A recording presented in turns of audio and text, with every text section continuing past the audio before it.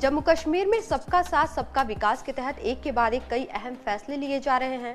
इसी के तहत केंद्र शासित प्रदेश में कृषि भूमि की खरीद फरोख्त में जातिगत भेदभाव समाप्त करने का निर्णय लिया गया है।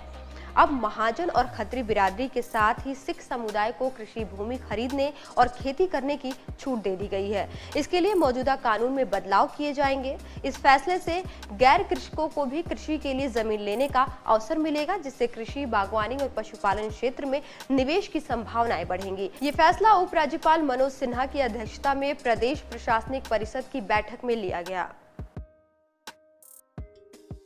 दरअसल इससे पहले अनुच्छेद 370 की समाप्ति से पूर्व की व्यवस्था अब तक लागू थी। इसके तहत राज्य में कृषि भूमि खरीदने पर इन बिरादरियों पर रोक थी। कई संगठन काफी समय से यह मुद्दा उठा रहे थे।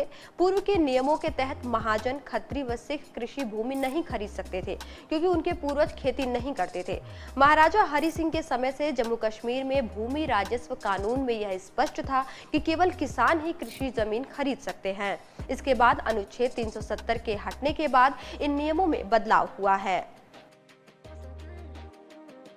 अनुच्छेद 370 से पूर्व की व्यवस्था के चलते महाजन, खत्री व सिखों को अब तक राज्य में कृषि भूमि खरीदने बेचने पर रोक थी, जिसके लिए इनके विभिन्न संगठन काफी समय से यह मांग कर रहे थे कि अब जब अनुच्छेद 370 व 35 से समाप्त हो गया है तो इन्हें भी इसका अधिकार मिलना चाहिए। प्रशासनिक परिषद के इस फैसले से अब महाजन, खत्री व सिख समुदाय को बिना किसी दिक्कत के कृषि भूमि को खरीदने के अलावा कृषि गतिविधियों में निवेश की अनुमति मिल गई है।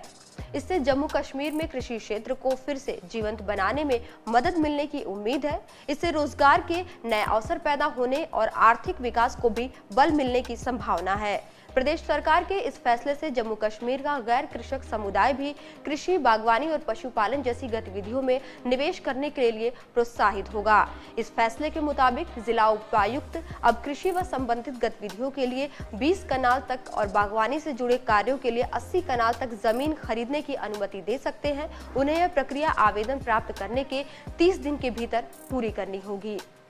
इस वीडियो में आज के लिए इतना ही। देखते रहिए PBNS।